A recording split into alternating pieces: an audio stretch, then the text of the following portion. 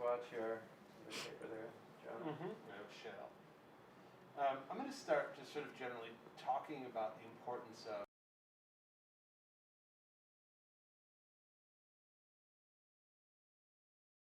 I teach at Rutgers in American Studies and Art History, and my area is Black visual culture. And so I've spent the greater part of 20 years thinking about visual representation of Black people. And, you know, and also the paradox is not even the word, it's the complexity of Black image makers using techniques and tools that have historically been used against us, right? So it's just it's a rich complexity, and it's also one of those topics or areas that just like never fails to get media and public attention. Like there's a way that our nation's obsessed with representation of Black people. Obsessed, right? And I think that's one of actually, if I think about like part of the kind of our aesthetic legacy as like a nation, and by nation I mean like a settler colonial nation, right? And not erasing our histories, right? The kind of violent histories but like from the beginning of the foundation of this nation is like a representation of Black people as non-human, a representation of indigenous people as non-human. And you have abolitionists like Frederick Douglass, like Sojourner Truth, understanding the power of representation. And both Sojourner Truth and Frederick Douglass were committed to self-representation. And so they're two of our earliest, sitters kind of in the nation for portraiture, and they realize the importance of creating another archive of Black life, of Black experience, of Black humanity, of Black excellence. People talk about Black excellence, but this is a long history of freedom struggle tied to representational power, representational practices. And so Gordon Parks is, in the 20th century, one of our, greatest image makers. It's so interesting when people talk about Gordon Parks as a photographer, they often say, oh, he's a photojournalist or he's a documentarian, right? But some of his most remarkable works are his portraits. And, especially his portraits of everyday Black people, but also Black celebrities, and also gorgeous portraits of white stars, right? So we know that he has, like, his work in portraiture is, like, really amazing. And I love the work he did with Eartha Kitt, which is, like, both atmospheric and also, like, a kind of portrait study of this rising, incredible star in the 50s. But what I think is so important in terms of what he's doing, especially in the 40s and onward, is individuating, like thinking about Black subjecthood in ways that offer, like, visually and aesthetically really rich nuance, like in terms of like the actual technique, right, of photographing Black subjects, Black sitters.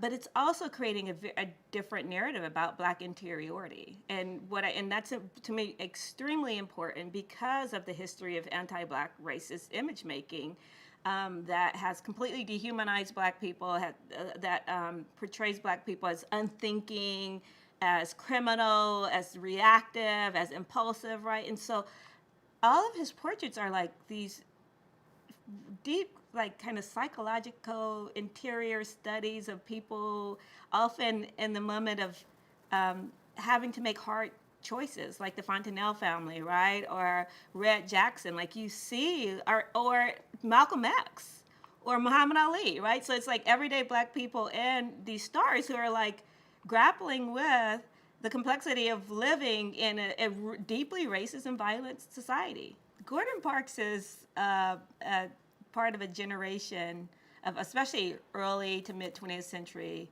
Black photographers, often men who are like walking around with their cameras. And like Charles Teeny Harris is another one of those men with his camera, like picture taking men. Of course, Gordon Parks becomes this international star and is seen as an art photographer and all these other things, right? But he's part of this generation of early 20th century Black photographers who are often on the street with their camera and just interacting with everyday Black people. And often taking pictures that end up in the Black press. Charles Teeny Harris is another person. He had a really long relationship with the Pittsburgh Courier. And I think it's important to see him in his exceptional, incredible oeuvre, but also seeing him as part of this generation of people who are, especially in urban environments, right? And taking pictures of everyday Black life, everyday Black beauty, everyday Black celebrations, graduations, proms, talent shows and the like. And if you look through the Pittsburgh Courier, like I want to mention Charles Teeny Harris again, you'll see all of these like everyday celebrations, right? And you see like the complexity of also Black living in the 30s and 40s. Like, there's, for example, people who are like cross-gender dressing and some of these images, right? So it's like, it just really explodes our idea of the simplicity of life in the 30s. It's like there's so much complexity and so much celebration that's happened also in the midst of all kinds of struggle. So I think that work is very important for us to go back to, and because I think we often have a very reductive idea about like what struggle and freedom looks like. To also see that celebration and practices of survival taking place like at every moment in our like Black existence here on this continent. And I think Parks is really important for documenting that. I think his work of like everyday Black folks celebrating, walking in the street, dressed in their like best fashion, right? Those are highly symbolic images of not just struggle, but a kind of joyous embodiment, right? Because when we think about Black life in the United States, or Black life on this continent, or Black life, post, Black life from slavery on, we often think about struggle. I think Parks's images of Black everyday life and celebration and Black everyday fashion, they're such important works for us to think about Black joy, right? Black celebration.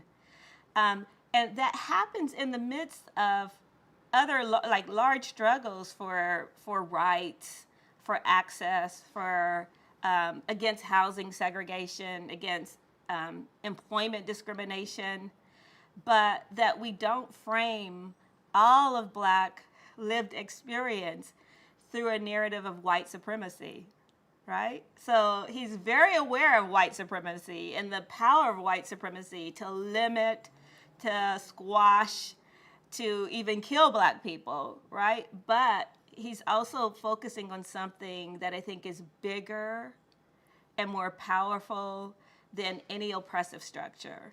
And that is like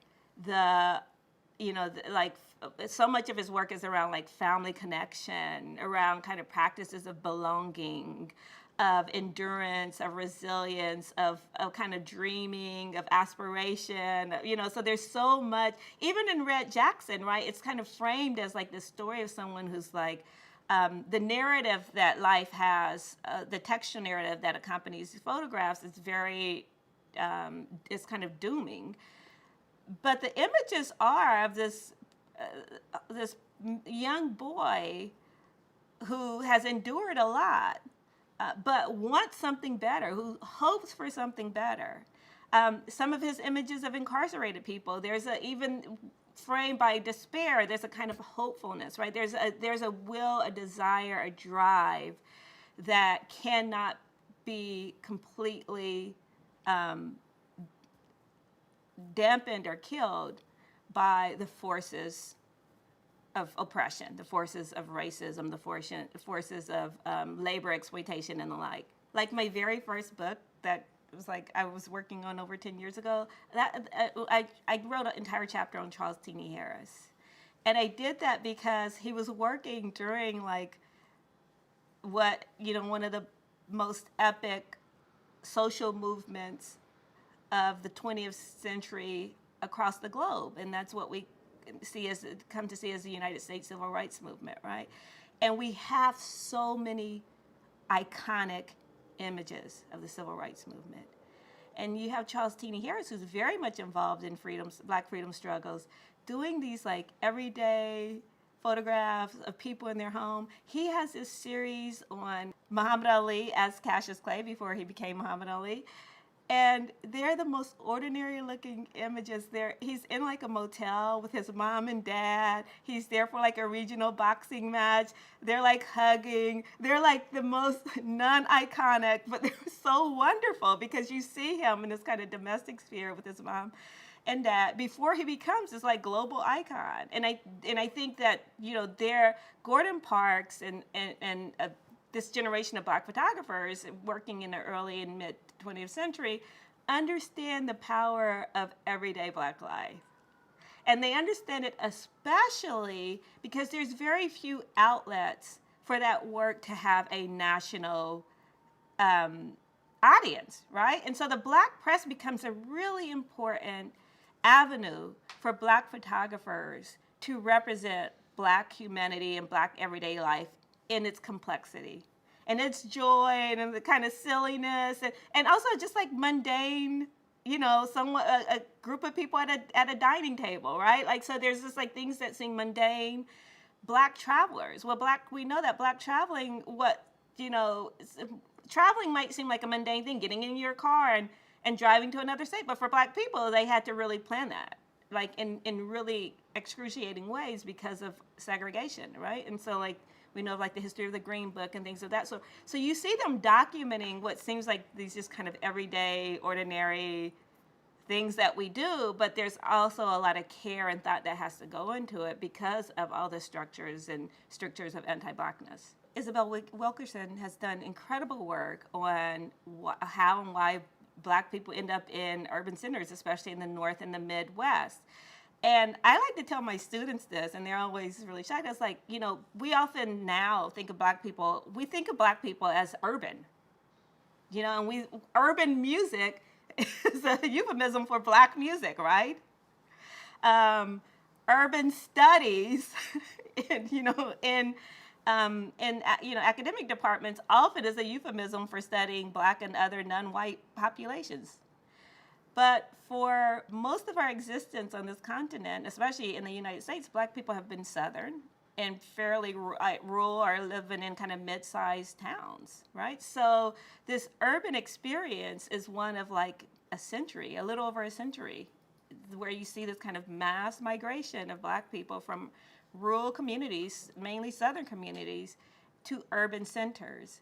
And so parks is so important for actually documenting that migration, right? Without necessarily making it really explicit, right? Or looking or sociological, I would say. It's not a sociological documentation of mass migration and the urbanization of Black populations. It's through the everyday. It's through being in the home of the Fontanelles, who are also, that's another type of migration. You see the Black diaspora because they're from the West Indies, right? They're from the Caribbean. I think we take for granted that Black people have always been, quote, in Harlem or Brooklyn or Detroit. But relative to our existence on this continent, like the urban experience en masse is relatively new, right? And it's something captured beautifully by Gordon Parks. And some of my favorite works by him is actually his works on Harlem. And I live in Harlem, right? And I just, the way that he's captured Harlem, especially the mid-century Harlem, it's incredibly powerful. It's so nuanced.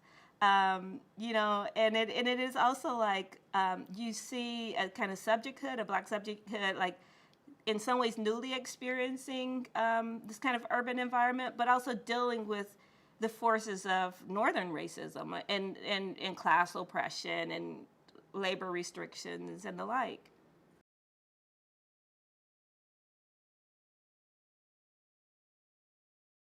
So great scholars like Elizabeth Alexander have written about Black interiority and just the importance of our interior lives, and that also being like kind of reflected in the importance of domestic space, because home has always been a struggle, especially for working class and working poor Black people. Having home as a kind of haven against like the forces of racism is very important, but it's also been something that's very fragile.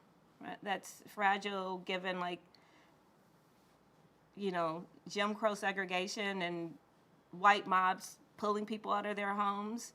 And also in the North with housing segregation, housing projects, and the various ways that Black people get surveilled even in their most intimate spaces.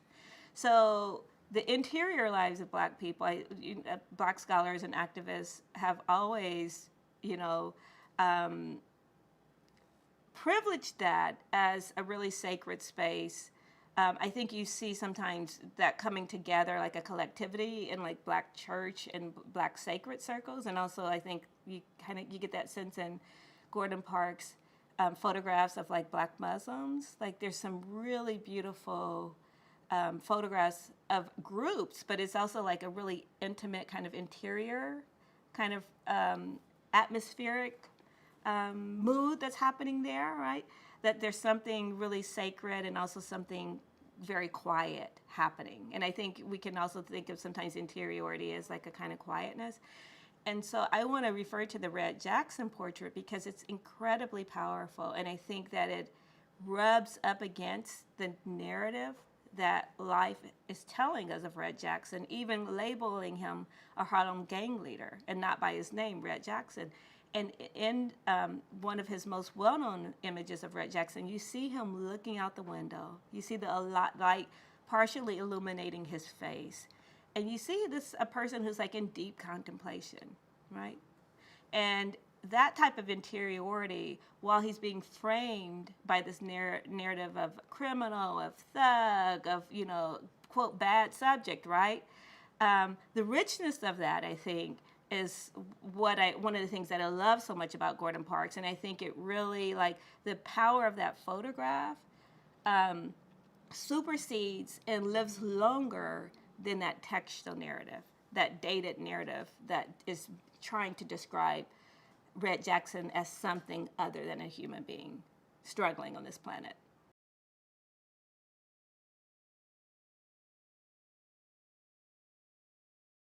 I'm from the Midwest, and I'm going to say one of the things I love about Gordon Parks is my own Midwestern bias. I do think it's really important to not just think of Gordon Parks as from the Midwest, but also carrying with him certain Midwestern traditions, right?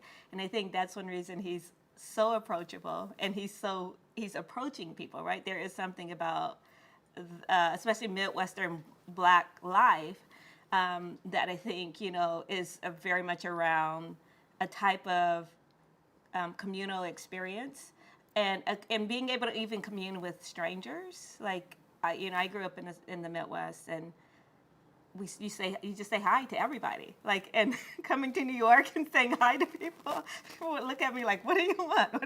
And I actually lived in Europe for a while, and I would say hi to every Black person I saw. People were like, what are you doing, right? So there is something about the Midwest that is it's a kind of like disarming way of just approaching strangers, right? That I think Parks takes with him everywhere he goes, right? And people fall in love with him, like symbolically and quite literally, right? He is a person who's captivating, and people are drawn to him, and I do think so. That's some of it, but I also think that he's comes from a multi-generational family. He has 15. There's 15 of siblings, right? 15. His mother had 15 children. He's the youngest. So his oldest siblings are of another generation, right? And there's a way in which like black survival, Black family life is one that's about multi-generational cohabitation. That Black people, for centuries have lived in settings where you have everyone from a newborn to a great-grandparent. And I grew up like that. I had a great-grandparent living in a house with me and my grandmother and my mom and cousins, right? So it is kind of a multi-generational experience. And I do think that he's really interested in finding interesting ways of documenting that. So it's like, sometimes you do have him like having the family line up for a photograph, out in front of a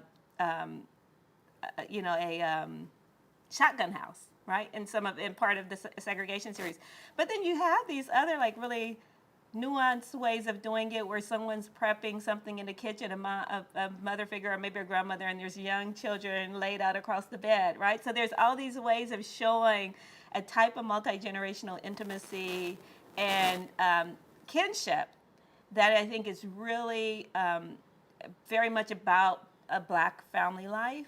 And it's a kind of experience that has often been framed as a negative thing, that we have this really narrow idea about the nuclear family, and we as in like dominant American society, and that a white American society, and that idea of the nuclear family actually leaves out the ways that most families come together, most families help to support each other, Black, Indigenous, Latinx, where you have most immigrant families of all races, right? They come to this country and they're often out for the very necessity of survival. They're living together, right? So I think that he is showing actually what family life looks like, not the kind of idealized 1950s, what's on, Leave It to Beaver, or, these shows that are showing this kind of suburban white nuclear family that's also being propagated by the federal government, but that is actually not how most people are living in apartments and homes and sharecropping fields.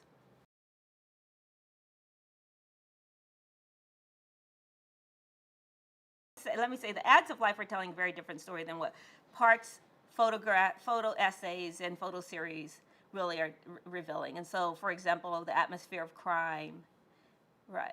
That photo series from 1957 is incredibly powerful for not only showing how the nation and cities use crime as a narrative to create fear in population, especially white populations, but his photos are showing actually the kind of labor, of policing, of bringing people into what I say is the criminal legal system, like how actually over-policing produces crime, and how often what is getting labeled as crime or criminal behavior are people with who are struggling with poverty, what we might call crimes of survival. People are struggling with public health issues like drug dependency, people who are doing economic work for survival, like sex work and the like, right? So these are all much broader social,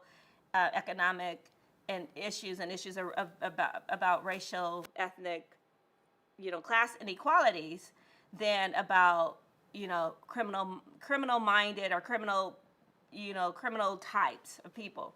And I think that his work is, his photos are doing something that's in some ways antithetical to what the Ads of Life are propagating, which is like this kind of ideal white America that does not exist. It's a fiction of a nation, right? So the Ads are literally creating a fiction of the nation.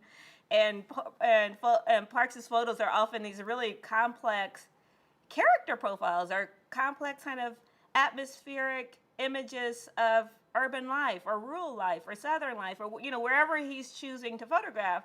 There's always a kind of nuance and a real sophistication. So we're looking at the world through the sophistication of his eyes, and we know that he's like someone who's thinking richly and complexly about everything he encounters.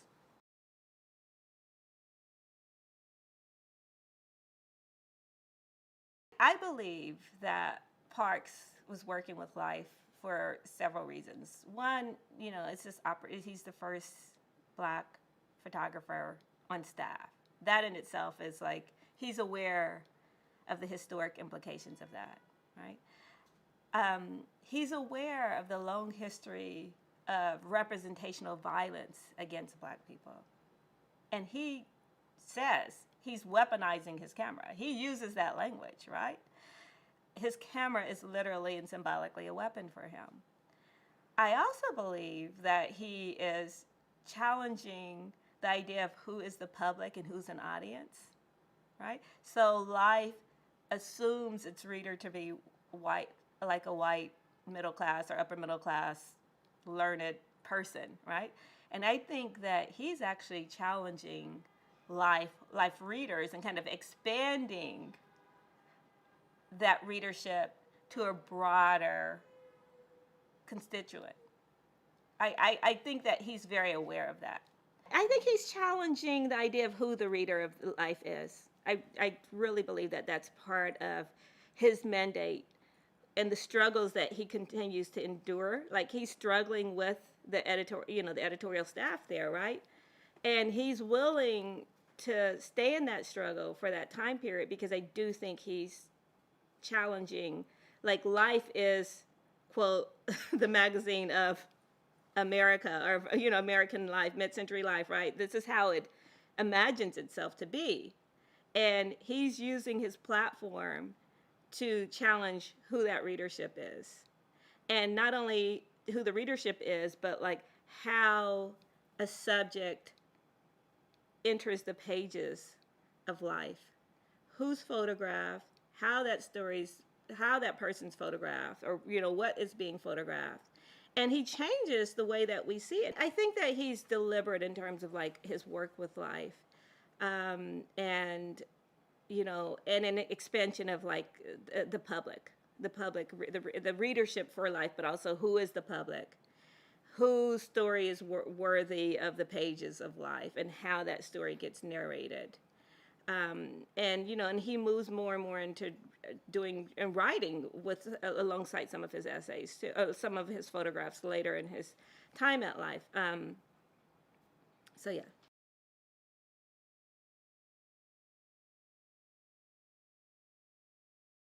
His photograph of Ella Watson, American Gothic, is one of the most reproduced photographs, I imagine, because I see it all the time, right? But it's an image that we should never tire of.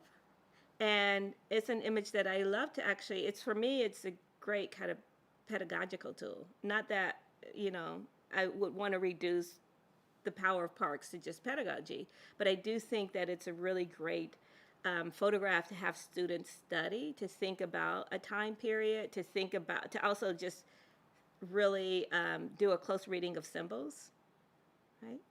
And so I'm very grateful to have that kind of work. And I think that this is a period, that when he's making these works where symbols are so important for Black image makers and activists to reanimate, to deconstruct, and to kind of think about like the contradictions in, all the quote ideals of the nation and the actual experiences of Black people and the kind of, the complexities of living in a place that doesn't match its ideals in any kind of way, right? And so I think that he's working, with symbols in really, I think in some ways it's his most indexical type of work, where he's indexing the contradictions of the nation. But he's then but they're great historical documents. They're beautifully composed. I think for some people, they don't have the nuance of some of his later works. But I would argue that he's actually working like on the level of the symbolic, like especially with Ella Watson, especially also with his work on doll preferences, right? And like the kind of the way that whiteness as a standard of beauty gets indoctrinated at a very young age. He's working on the level of the symbolic, and I think it's very powerful to think of that work in that context.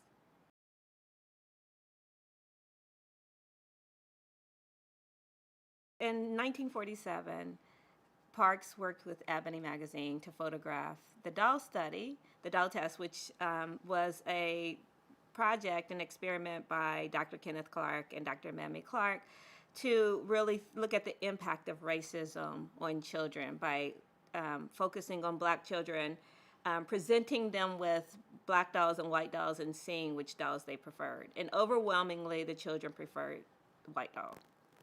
And so Parks has some powerful photographs, a really powerful image of a young boy, kind of focusing on his eyes, and you can see his eye in the moment of like decision making and almost looking torn, having a preference towards one, but an allegiance maybe towards another, right? There's just a way that you see this kind of like complex negotiation that's happening. Again, that's kind of a representation of a kind of interior life that I think Parks can capture in such compelling ways. The doll test becomes really important for legislation, right, in civil rights movement. And so the 1954 ruling by the Supreme Court, Brown versus Board of Education, actually the doll test becomes important, evidence, right, for ruling against segregated schools. So it becomes actually really important, as well as his photographs, to a Supreme Court ruling.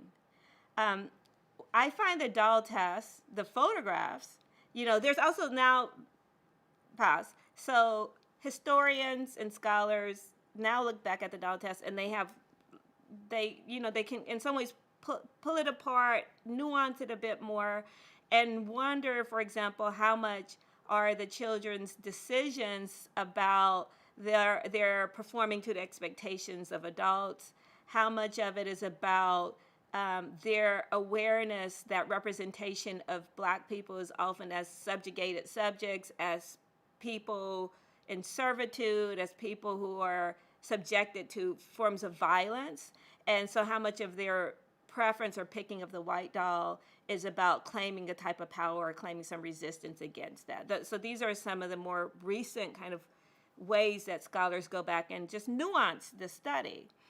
I find it compelling to present to students as these historical documents, as also photographs, and thinking about the power of photography and how Parks is actually framing these decisions, right? And so like in his choice often to like focus, so sometimes you see the back of the dolls and you see the face of the kind of interior life again of the child, right? In this moment so foregrounding the child over the dolls. And then you see, and there's another famous one where a child is sitting with the dolls on both sides. It's hard for me when I'm not looking. I'm a visual person, so if I'm not looking at the images, right? And it's almost like a kind of intimate type of like fictional kinship that this child is. In some ways I feel like it compels us to think in more complex ways than like a preference, and I think, the idea of racial preference is something that we also just need to complicate. So for Parks is someone who's very much, he writes and talks about dreams and his own interior and psychic life. And I think that you see that work and that kind of attention to psychic life in his photographs. So for me, what is really compelling about the doll study is thinking about how race enters our psychic life at a very young age. Whether the children are making choices because of expectations of adults or because of the power of being overwhelmed with ideal whiteness, is something that I think scholars and writers and activists can debate. But I think what we can agree on is that the power of race over one's psychic life at a very young age.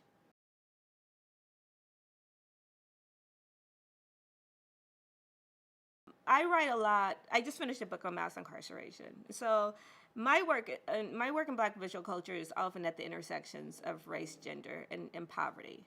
and real, like really, and I think it's also just like a kind of midwestern, like growing up in like a Rust Belt town and with laboring people and unions, and so I'm very tuned into class.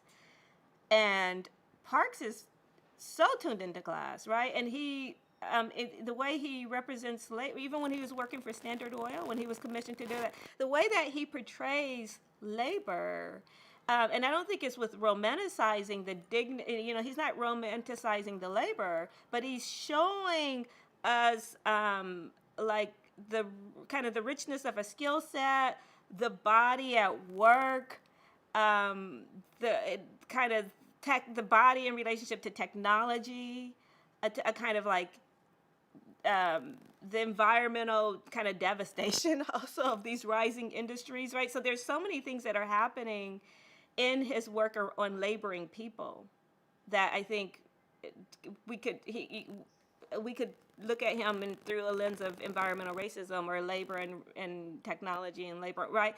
So there's that, and he, what I find so compelling, for example, in The Atmosphere of Crime, or going back to Rhett Jackson, or The Fontanelle, his 1967 series on the Fontanelles, which is a black immigrant family living in Harlem, and the devastation of poverty, and the way that poverty not just impacts one's access to goods, but how it seeps in and causes utter devastation on one's psychic life, one's family structure, one's sense of purpose and possibility, right? So we see this family that, like,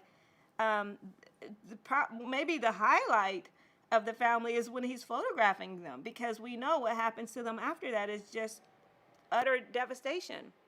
The life readers respond like as do-gooders, middle class, upper middle class people. They move the family to a home on Long Island.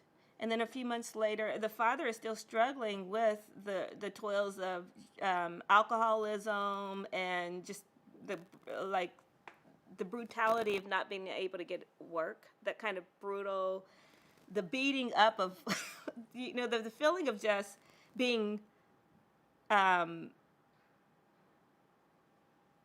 destroyed by one's inability to get access to the basics that your family needs for survival, right? And how does he take that out? He takes that out through like drinking and abusing the family, right? And that house that the life readers actually get for him, that house ends up burning down when the husband comes home drunk with a cigarette, right? And kind of sets it. And from there, and he dies, the husband dies, one of the children die, and the mother is now a single mom with several children back in Harlem. And from there, and Parks continues to be in touch and find out like what's going on with them, but it's just a litany of tragedy, of suffering, of trauma. Children end up in prison, they end up drug dealing, they end up in sex work. When she dies in 92, not long after, two of her children die of AIDS, right? So his, it's kind of he's looking at the long duration of the impact of poverty on working poor and poor Black people, but also other groups of people, right? So you know, one of his, I think, most, one of his stories that people most respond to is his story of Flavia in Brazil, right? And so thinking about also, like, he's very concerned and very thoughtful about the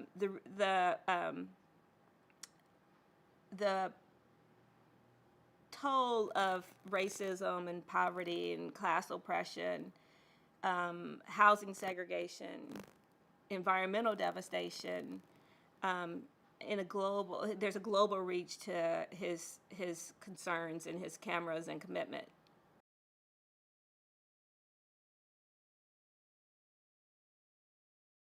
Parks, I mean, again, going back to the photograph of Rhett Jackson, because for me that is like, it is, in some ways, I feel like in that image of the portrait of Rhett Jackson, I see Parks's commitments, like his deep yearnings and commitments. And he identifies with Red Jackson. He sees his own struggle through Red Jackson. And there was a moment where Parks was making a decision like Red Jackson about how he was going to move forward. And Parks writes about the fact that, after his mother died, he was at points he was basically on the streets, and he experienced violence and also, had to make a decision about whether he was going to act out violently against the forces of violence that he was experiencing as a young Black poor person in the Midwest.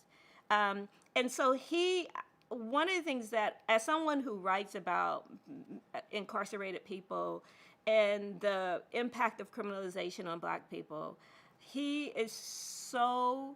I'm so impressed with how tuned he is early on to working against this narrative about Black criminality.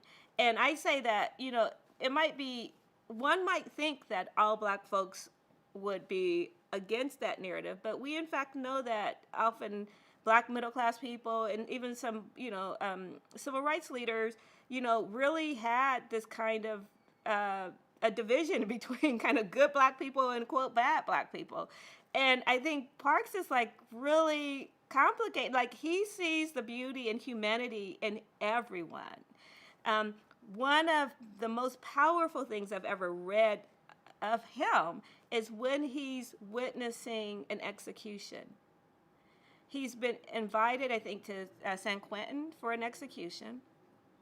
And he says, I want to flee, but I cannot because I've chosen to bear witness. And that could have been me in that chair, right? So, and I don't think he's saying that in any kind of romantic over-identification. I think he understands that at any moment, a wrong turn could have led him down a totally different route. And he also understands that racism and poverty and just a lack of options often puts people in bad situations. Like, you're choosing between bad apples. Like, literally, you're choosing, all your options are bad. So you're trying to figure out which one will cause the least amount of damage. And I think that he's seeing that in the Fontanelles, right? When they can't feed their children, like, every option, it seems, is a bad option, right? And he's seeing it with just such compassion and love and a desire to help. And we know that he actually is helping. He's doing things off camera to work on behalf of the people who's sharing their lives with him. Parks sees himself in Red Jackson. Parks was in that situation. He talks about when he was, a teenager and getting into trouble. And partly it's just like street survival practices that a lot of young kids have to navigate, right? So he sees himself but I also think like how he captures Red Jackson in that moment of contemplation. Parks was literally in that moment where he had to make a choice. And he had to choose, like, to find a way out of what felt like total devastation, despair, limited options. And it was a lot of struggle. It was a lot of, like, back and forth, right? It wasn't like this kind of just aspirational, like, trajectory. Like, he struggled all along to become the Parks that we know of him.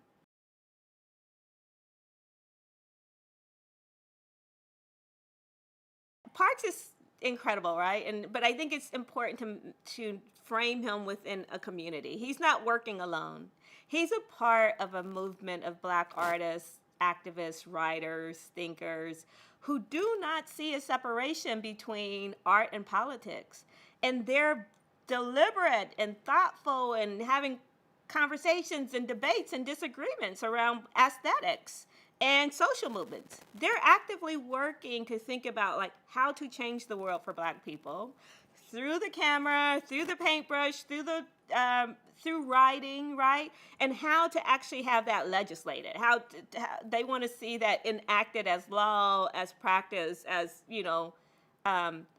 real impact on Black everyday experience. And cities absolutely bring them together. And we often think of like these the history of Black artistic movements, especially in the 20th century, as being, you know, centered in Chicago, New York, Detroit, later on in LA. But we often forget that these were Black migrants from the South and from the Midwest, from the Caribbean, who are coming together. And it's partly the richness of their coming together from these different regions in urban environments that allow for the proliferation and creation of such incredible art that completely changes the world. Not that just changes, quote, Black America or the United States, but literally changes the world, changes the world. We can think about the richness of Black music as just one example of a type of creativity that comes from Black people from different parts of the country in the Caribbean that transforms life as we know it.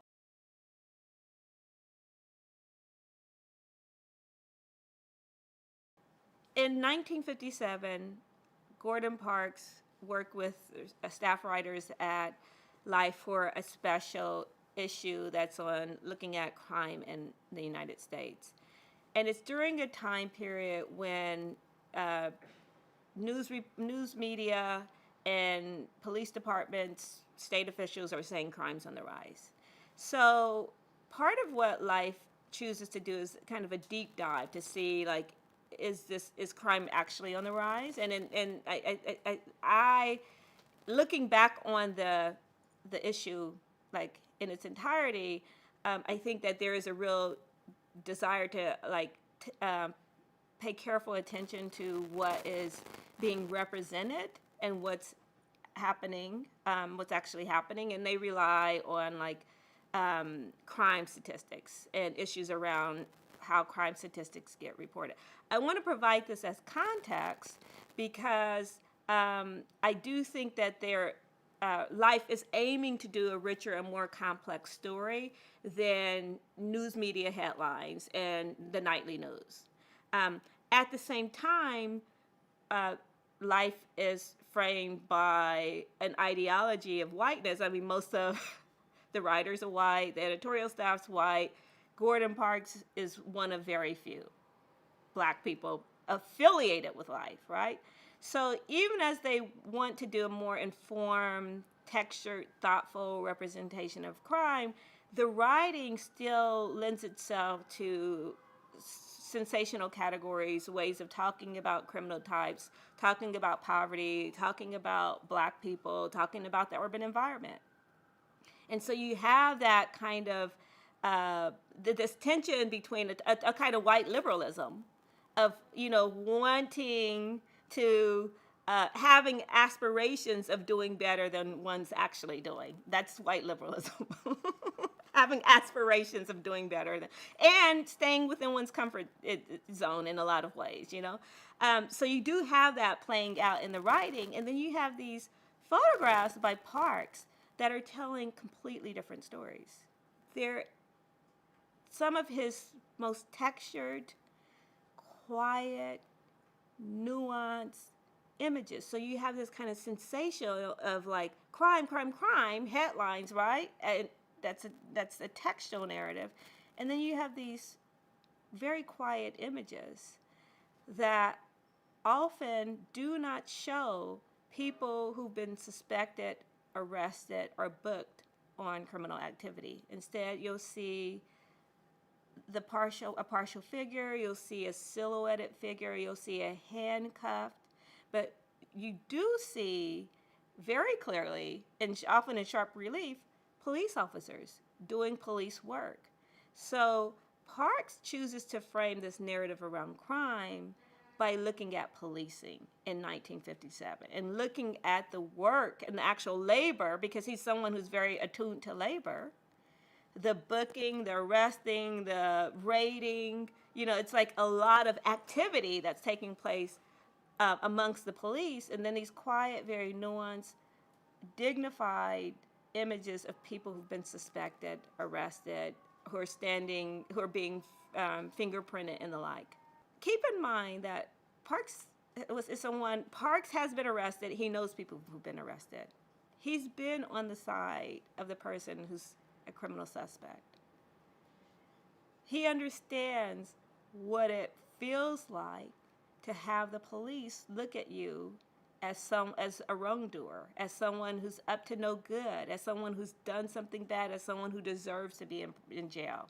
He understands that. And he actually photographs the police from the perspective of someone who knows what it's like to be criminalized. And so he's looking at the way that police actually bring people into the system. So he's looking at the way that the labor of the police is to criminalize groups of people, vulnerable groups of people. And so he's focusing on what they do, their tasks, suspecting people, shaking people down, looking at needle marks on people's arms, raiding homes, putting handcuffs on people, booking people, taking mugshots, fingerprinting. So it's a really powerful document of what the police actually do to bring people into the fold of the criminal legal system, of marking them as criminal subjects, and the kind of how that plays out on their lives in the long run. The Atmosphere of Crime series is so powerful, largely also because it's done in color, and we know that he's interested in cinema, and in some ways it seems cinematic.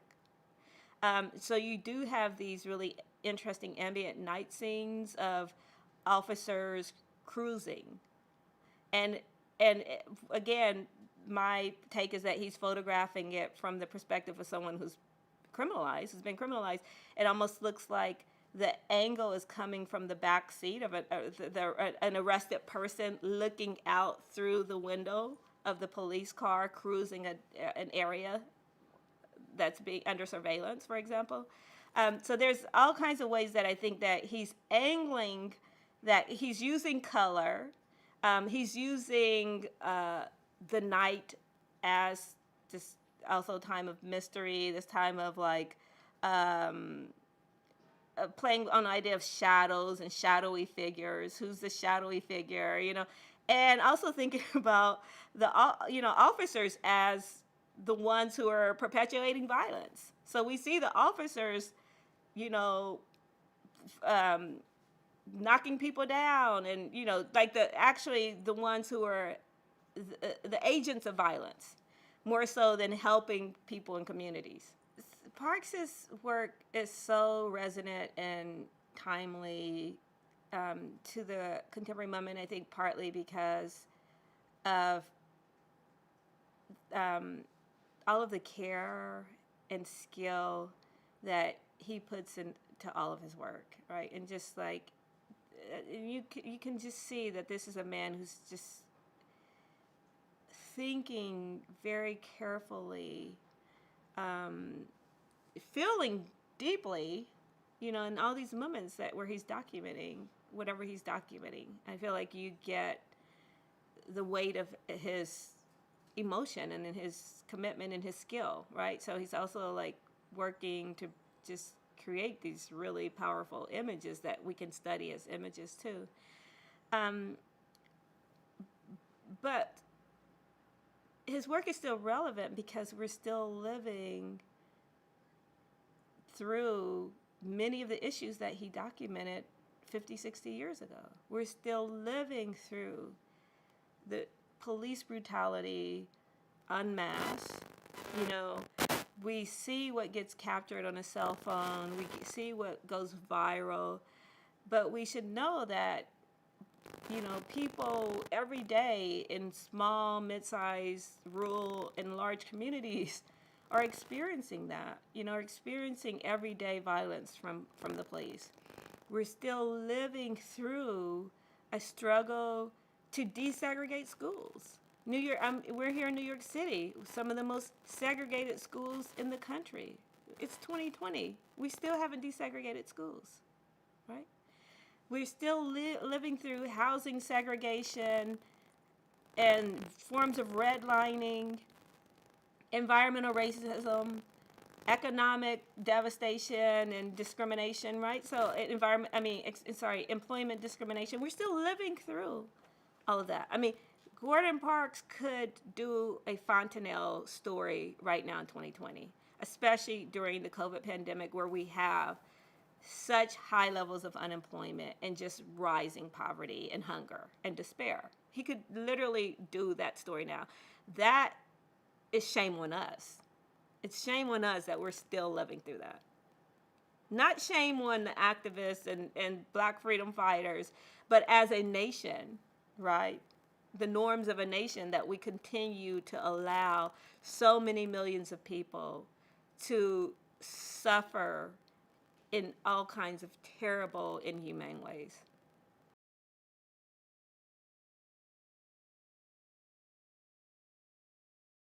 Life magazine had asked Parks to do a series on segregation. And in part, it was in response to the bus boycotts in Alabama. And so Parks goes to Alabama in the summer of 1956. He's partnered with a young Black journalist who's from the South, but who's going to college in the North. So he's partnered with Sam Wyatt, who's a young Black journalist. And this is a great moment for Parks also to be collaborating with a Black writer for Life magazine. But to show some of the complexity of, Parks's relationship with Life connects him with a regional contact, someone that Parks just refers to as Freddie in his autobiography.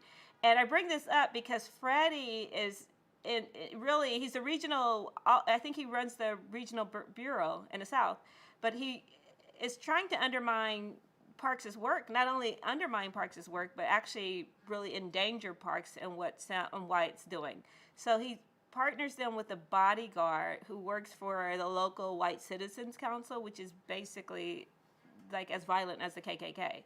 And I just bring that up to say that, his relationship with Life magazine is very complex and vexed, and there are moments where it actually, his work is being undermined by people who are representing Life magazine.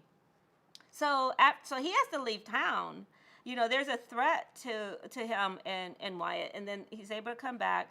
He makes contact with a family who are sharecropping, called the Kazis, and much of his story focuses on the Kazis and just their what they have to do to get by and to survive, and the everyday threat of violence. Like you see these really powerful photographs on front porches or in the home where there's a shotgun, also just around just in case a white mob appears, right? It's Angela Davis is someone who's written about the importance of Black people in the South during segregation having access to weapons, having access to guns and firearms, and it complicates a lot of our ideas around gun control and the Second Amendment, because Angela Davis has said that her community, they had to have guns to survive, because at any moment a white mob could come and threaten them and threaten their very livelihood, right? So you see that kind of importance of a weapon even among this poor Black family who has very little else. So part of the power of that series, I think, is that I think it's one of his aesthetically one of his richest series. It's so beautifully composed. One of the most iconic is the one called Department Store, and you see a woman and a child coming out of a segregated movie theater, and above them is a sign that says colored entrance, and they're immaculately dressed, right? It's just this really gorgeous and painful image. So it's gorgeous in that, the way that he captures this woman and child, their self-presentation, which is so reflective of, I think, Black survival practices in terms of Black fashion and style and self-presentation, with like high levels of dignity and, you know, in the face of all kinds of horrible violence and abuse and embarrassment, right? So it's a really beautiful image. But something that the historian Khalil Muhammad also said about that image is how aestheticized that colored entrance sign is. That it's not like a provisional sign that's just like someone scribbled. It's actually hardwired into the edifice. You know, it has like it's something that someone deliberately made, and it is meant to like actually they want black consumers, but they want black consumers to know that they're always beneath the white consumers, right? So there's so much that's happening in that, and that's part of the segregation series. There's also a really powerful one in a whites-only seating area inside of a bus station where you see a black woman a seat or two away from a white woman and the black woman's holding a white baby, and we assume that she's a caregiver, and I think that Park says that's one of the only things he knows about the woman. He knew very little about that context, but it's like a sea of whiteness, of white people. And this is a black woman who's sitting there and quite austere. She's not smiling, holding this white child. So, and I say all this because these photographs were in color. And so much of the segregated South was represented in black and white images. And it's the power of these color photographs that create, I think, a more, a kind of deeper understanding of the realities of segregation. Another powerful image from that series is where you see these black children looking through a chain link fence into a playground where white kids are playing, right? And it's like, Parks does a lot of really powerful social commentary through the lens of children, right? He often will frame the like what he calls social ills. He says he's using his camera as a weapon, not just as a weapon, but a weapon against racism, against poverty, and against other forms of social ills. And maybe there's not enough said about like how he does that often through children, and through not placing children in horrendous situations, but framing how children, especially black children, by the very structures of racism, are placed in horrendous circumstances where where their awareness of their own like dehumanization is brought to them at a very early age. We can think of how black and white, especially in photography, is often used to memorialize, and there's something about color that creates a type of urgency, I think, especially when Park chooses to use color, right? There's an urgency that I think is embedded in the image.